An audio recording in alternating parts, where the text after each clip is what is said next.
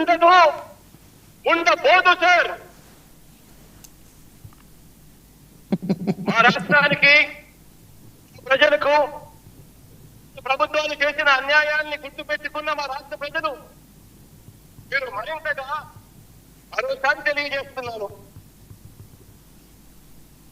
Sir, ఈ రాష్ట్ర ప్రజలందరి తరఫున రాష్ట్ర అభివృద్ధి దృష్ట్యా, రాష్ట్ర శ్రేయస్సు దృష్ట్యా ఇవాళ కానివ్వండి, ఇంతకు ముందు పలు సందర్భాలలో కానివ్వండి, విభజన సంబంధించిన హామీల దగ్గర నుంచి పోలవరం నుంచి ప్రత్యేక హోదా వరకు, విశాఖపట్నం స్టీల్ ప్లాంట్ నుంచి రైల్వే జోన్ వరకు, ఇలా పలు అంశాల మీద పలు సందర్భాలలో మీకు చేసిన పలు విజ్ఞప్తులు మీరు సానుకూలంగా పరిగణలోకి తీసుకుని పెద్ద మనసుతో వాటినన్నింటినీ కూడా పరిష్కరించాలని మనసారా కూడా కోరుకుంటూ మంచి చేసే. విన్నారా సార్? అంటే జగన్మోహన్ రెడ్డి గారు అక్కడ ఎక్కడ అడగలేదండి సార్. కృష్ణాంజలి అన్నకు ఆ రోజు ఏమైనా చూడుందేమో, మిషన్ కొనుక్కోవాల్సింది. సో జగన్మోహన్ రెడ్డి గారు, వైఎస్ఆర్ కాంగ్రెస్ పార్టీ మీకు ప్రత్యేకంగా నచ్చకపోతే నచ్చని మాటలు మాట్లాడండి. అబద్ధాలు మాట్లాడటం మాత్రం బహు ప్రమాదం. మీరు ప్రజల దృష్టిలో, వీక్షకుల దృష్టిలో చులకనైపోతారు అని చెప్పి ఈ సందర్భంగా మీకు తెలియజేసుకుంటున్నాను సార్. సార్, ఒక విషయం, ప్రైవేటీకరణ ఆగదండి సార్. ప్రైవేటీకరణ ఆకపోతే 32 విడిభాగాలు ఎందుకు అమ్మేస్తున్నారు? దానికి ఒక్కరైనా సమాధానం చెబుతున్నారా? ప్రైవేటీకరణ ఆగదండి సార్. 4200 మంది ఎంప్లాయీస్ ని, కాంట్రాక్ట్ వాళ్ళు ఎందుకు తీసేశారు? 2000 మందిని విఆర్ఎస్ ఇచ్చి ఎందుకు పంపించారు? ముడి ఖనిజం ఇవ్వకుండా టార్గెట్స్ ఎందుకు పెడుతున్నారు? ఇది పొగలనకుండా పొగబెట్టడం కాదా అని అడుగుతా ఉన్నా. వైఎస్ఆర్ కాంగ్రెస్ పార్టీ ఆపలేదు అది చెప్పి మాట్లాడుతున్నారు. మరి కుమారస్వామి ఎందుకు స్టేట్మెంట్ ఇచ్చాడు? కేంద్ర ఉక్కు శాఖ మంత్రి ఎందుకు స్టేట్మెంట్ ఇచ్చాడు? మీరే కదా అధికారంలో ఉన్నారు. పోయి ఉక్కు శాఖ మంత్రి కాలర్ పట్టుకోండి, ఏమయ్యా మేము ఇక్కడ మాట్లాడుతున్నాం, నువ్వు అలా తప్పుడు మాటలు మాట్లాడుతున్నావు అని. అలా కాకుండా అక్కడ ఒక స్టాండ్, ఇక్కడ ఒక స్టాండ్, డ్యూయల్ స్టాండ్. సిగ్గుపడాలి కొంచెమైనా. సో ఇంకా నేను దీని గురించి పెద్దగా వెళ్ళక్కర్లా.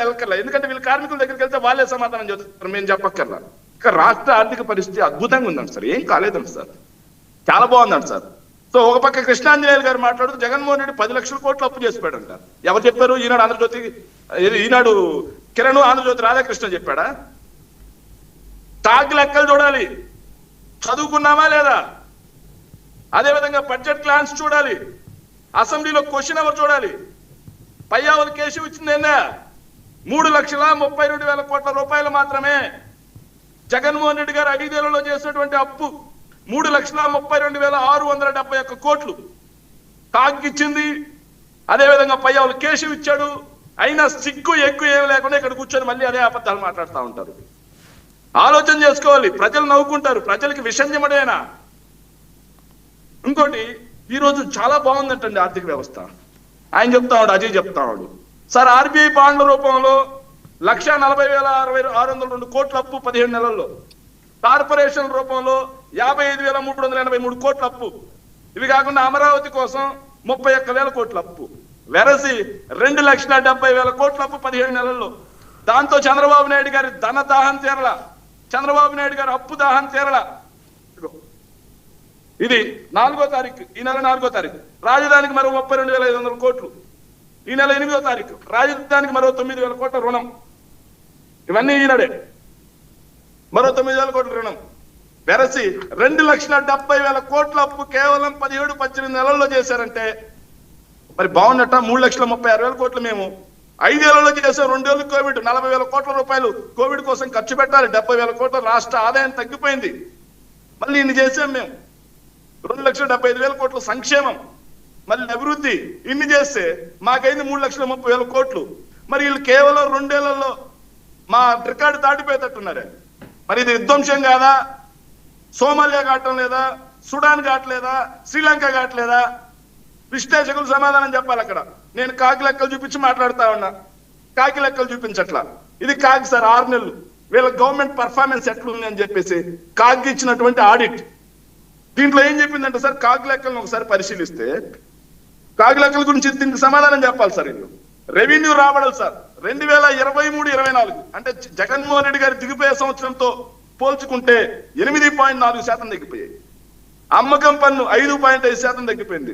సెంట్రల్ నుంచి రావాల్సినటువంటి గ్రాంట్స్ 29% తగ్గిపోయినాయి సార్. వీళ్ళు కేంద్ర ప్రభుత్వంతో ములాఖాతుగా మేము 23-24 ఆర్థిక సంవత్సరానికి 21,270.21 కోట్లు మొదటి 6 నెలల్లో సెంట్రల్ గవర్నమెంట్ నుంచి గ్రాంట్స్ తెచ్చాం. కానీ వీళ్ళు తెచ్చింది కేవలం 4,000 కోట్లు. కేవలం 4,000 కోట్లు. 21,000 కోట్లు ఎక్కడ, 4,000 కోట్లు ఎక్కడ? ఎందుకే పొత్తులో ఉండడం బయటకు వచ్చేయండి. ఎందుకు నరేంద్ర మోడీ గారిని భజన చేయడం బయటకు వచ్చేయండి. అదేవిధంగా సామాజిక రంగ వ్యయంలో 8,000 కోట్లు తక్కువ. క్యాపిటల్ ఎక్స్పెండిచర్ సార్, మేము మొదటి 6 నెలల్లో 16,576 కోట్లు ఖర్చు పెడితే వీళ్ళు 11,715 కోట్లు, అంటే దాదాపుగా 15% తక్కువ. ఇంకా రెవెన్యూ లోటు సార్, రెవెన్యూ లోటు ఏడాదికి వాళ్ళు చేస్తానది ఎంత తెలుసా సార్? బడ్జెట్ లో పెట్టిన దాని ప్రకారం బడ్జెట్ లో అంచనా 32,284 కోట్లు రెవెన్యూ లోటు పెడతా అంటే ఫస్ట్ 6 నెలల్లో అయినటువంటి రెవెన్యూ లోటు 46,652 కోట్లు. అంటే ఏడాదిలో రెవెన్యూ లోటు ఉంటది అని చెప్పిన దానికంటే కూడా 6 నెలల్లో 10,000 కోట్లు ఎక్కువ రెవెన్యూ లోటు. అప్పులు కేవలం 6 నెలల్లో వాళ్ళు చేసిన అప్పులు సార్, కేవలం 6 నెలల్లో వాళ్ళు చేసినటువంటి అప్పులు 6 నెలల్లో వాళ్ళు చేసినటువంటి అప్పుడు మామూలుగా ఈ సంవత్సరం మొత్తాన్ని కలిపి బడ్జెట్ లో వాళ్ళు ఎంత అప్పు చేస్తామని పెట్టిందంటే 79,926 కోట్లు, అంటే దాదాపుగా 80,000 కోట్లు చేస్తామని చెప్పారు సార్. కానీ ఇప్పటికే 6 నెలల్లో 63,052 కోట్లు చేశారు సార్. దేశంలోనే టాప్ అప్పు చేయటం. ఇక 80% అయిపోయింది సార్. ఇక 16,000 మిగిలినే 6 నెలలు నడపాలి. ఎఫ్ఆర్బిఎం పరిమితిని కూడా లిమిట్ చేసి బయటకు వెళ్ళి మళ్ళీ అప్పులు చేసినటువంటి పరిస్థితి సార్. సార్ గత 5 ఏళ్లలో రాష్ట్ర సొంత పన్నుల ఆదాయం 58,031 కోట్ల నుంచి 92,902 కోట్లకు పెరిగింది సార్. అంటే 9.87% స్టేట్ ఓన్ ట్యాక్స్ రెవెన్యూ పెరిగింది. కానీ విధ్వంసం అన్నారు.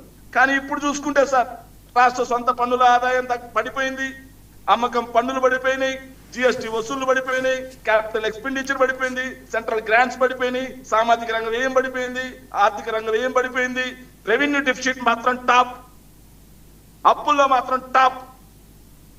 సో ఇది కదా ఆర్థిక విధ్వంసం, ఇది కదా రాష్ట్ర ఆర్థిక వ్యవస్థని బంగాళాఖాతంలో తొక్కడం. విశ్లేషకులకు కనిపించదు, ఆడ చదువుకున్న అజయ్ సజ్జాకు కనిపించదు, అక్కడ కూర్చున్న మా తల్లి సుజాతమ్మకు కనిపించదు. అందరూ కాకి లెక్కను తప్పంటారు. నేను కాకి లెక్క చెప్పట్లా, దీనికి సమాధానం చెప్పండి. అద్భుతంగా ఉన్నారు సార్. పెట్టుబడులు అంటే సార్ అదే ఒకే ఒక చివరిగా నేను మాట్లాడుతాను. నేను మాట్లాడితే అరగంట మాట్లాడగలను. పెట్టుబడులు వెల్లువ, సునామీ, తుఫాను, దావోస్. రైట్.